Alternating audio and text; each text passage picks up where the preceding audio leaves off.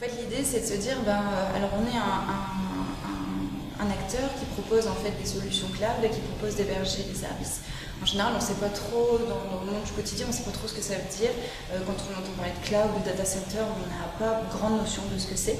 Pourtant, ça a une réelle matérialité derrière. Il y a des fermes, ce qu'on appelle des fermes de serveurs, donc des grands hangars où dedans on a des milliers d'infrastructures qui tournent en continu.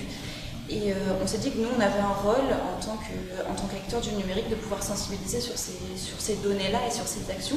Comment ça se passe? Qu'est-ce que ça veut dire quand j'ai tant de mails qui sont stockés sur ma boîte mail? Qu'est-ce qui se passe quand je regarde une vidéo? Quels sont tous ces enjeux-là? On a ce rôle-là de pouvoir expliquer et sensibiliser nos clients. Et donc notre grand enjeu, maintenant, on est parti en fait du constat de notre bilan carbone, d'être capable de mesurer notre impact, savoir quels sont les grands enjeux, quel est le poids sur l'environnement, d'accompagner nos clients en leur donnant une communication qui soit un peu claire. Alors on a choisi le principe de l'empreinte carbone, qui est commune maintenant, qui rentre un peu dans l'esprit de chacun, d'être capable de leur dire en fonction de la typologie de serveur que vous allez utiliser, que vous allez acheter, et en fonction de leur localisation, on est capable, nous, de vous donner l'empreinte carbone moyenne que vous allez pouvoir consommer. L'idée, c'est que, bien sûr, si on va vous accompagner un petit peu plus loin, on va vous demander d'avoir des sortes de petits éco-gestes, en fait, pour être capable d'avoir une meilleure durabilité de votre serveur. Quand par exemple vous allez faire de la crypto-monnaie H24 sur votre serveur, forcément ça va avoir un impact qui est très grand sur le matériel et sur l'énergie qui va être consommée, alors que si vous privilégiez par exemple de faire des calculs la nuit, là c'est beaucoup plus rentable et du coup beaucoup plus simple et un impact moindre. C'est notre petite part à nous aussi pour en plus venir apporter beaucoup plus de sobriété en interne sur tous nos produits et les services qu'on propose, mais à la fois accompagner nos clients et nos usagers sur une meilleure conception et un meilleur usage en fait du numérique.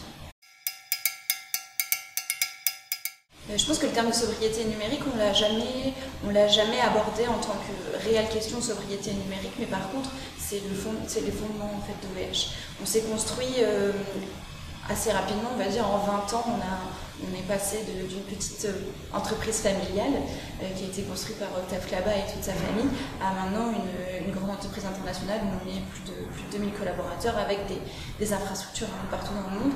Et en fait, la manière dont s'est créé OVH a été par un peu le bidouillage et de se dire que j'ai un serveur, j'ai en fait cette matérialité, ce matériel qui est là, comment je fais pour le faire durer le plus longtemps possible.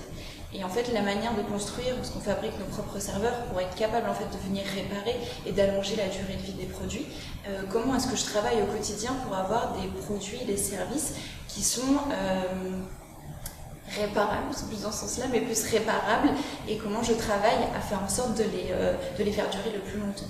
Donc on n'a pas ce principe, parce que maintenant on parle beaucoup de sobriété numérique, on n'y a jamais pensé dans ce sens-là, c'est plus dans un sens, j'ai quelque chose, j'ai une matière, comment est-ce que je fais pour la faire durer le plus possible. Déjà c'est une super expérience, je suis vraiment très contente d'avoir pu y participer, c'est ce que je vous disais un petit peu plus tôt.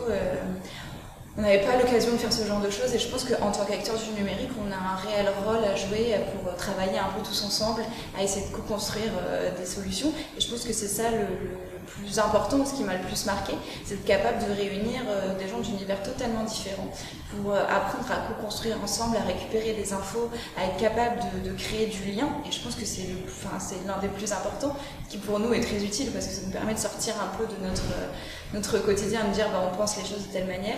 Là, on est capable de faire appel un peu à l'intelligence collective, travailler tous ensemble et être capable de proposer quelque chose qui a du sens et qui se fait de manière très rapide.